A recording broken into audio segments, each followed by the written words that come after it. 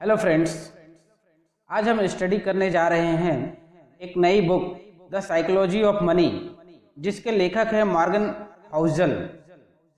इस बुक में total 20 chapters हैं।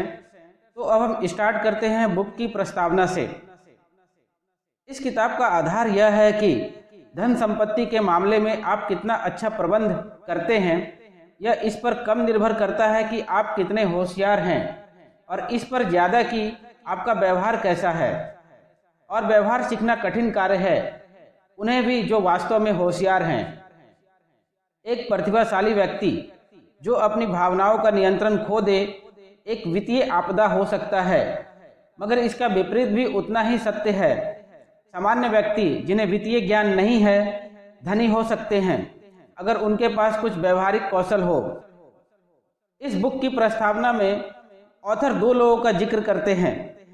पहला रोनाल्ड रीड का, जो एक निम्न परिवार से आता है, जिसने 25 वर्षों तक एक गैस स्टेशन में कारों की मरम्मत की और 17 वर्षों तक झाड़ू लगाने का काम किया।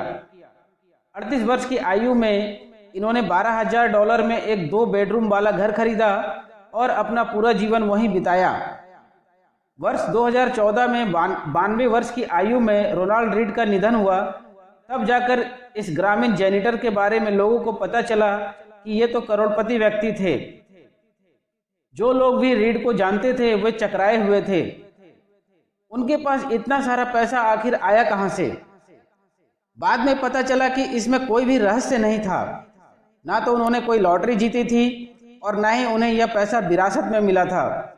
रीड ने जितना संभव था उतनी बचत की और वह पैसा ब्लू चिप स्टॉक्स में लगा दिया। फिर उन्होंने दशकों तक प्रतीक्षा की, जब तक वह छोटा सा निवेश बढ़कर $8 मिलियन लगभग 60 करोड़ रुपए में बदल गया। दूसरा व्यक्ति रिचर्ड फुस्कोन के बारे में ऑथर बताते हैं, जो रोनाल्ड रीड जैसा नहीं था। हार्वर्ड से पढ़े इस मेरिल लिंच कर्मचारी के पास MBA की डिग्री थी और इसने वित्त व्यवसाय में इतनी सफलता प्राप्त की कि लगभग 40 की उम्र में ही सेवानिवृत्त हो गए। बिजनेस मैगजीन ने इसे सफल कारोबारियों की लिस्ट में शामिल किया। 2000 के पहले दशक के बीच रिचर्ड ने एक 18,000 वर्ग फुट के घर का विस्तार करने के लिए जमकर लोन लिया।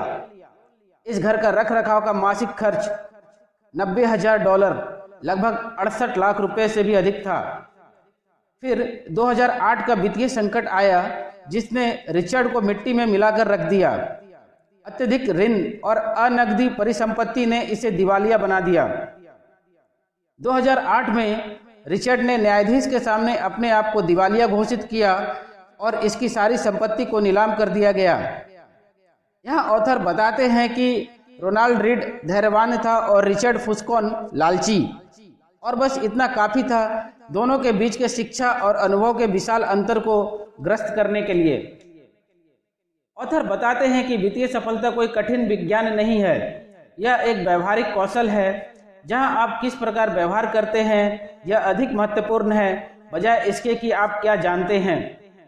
यह समझने के लिए कि लोग ऋण में क्यों डूब जाते हैं, आपको ब्याज दर का अध्ययन करने की आवश्यकता नहीं है। आवश्यकता यह है कि आप लालच, असुरक्षा और आशावाद के इतिहास का अध्ययन करें, यह जानने के लिए कि निवेशक बियर मार्केट के तल पर क्यों बेच देते हैं। आपको भविष्य के अपेक्षित रिटर्न का गणित समझने की आवश्यकता नहीं।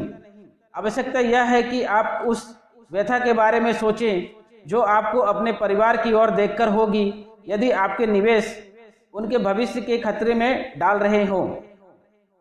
अंत में ऑथर कहते हैं कि इतिहास कभी खुद को नहीं दोहराता, जबकि मनुष्य हमेशा दोहराता है।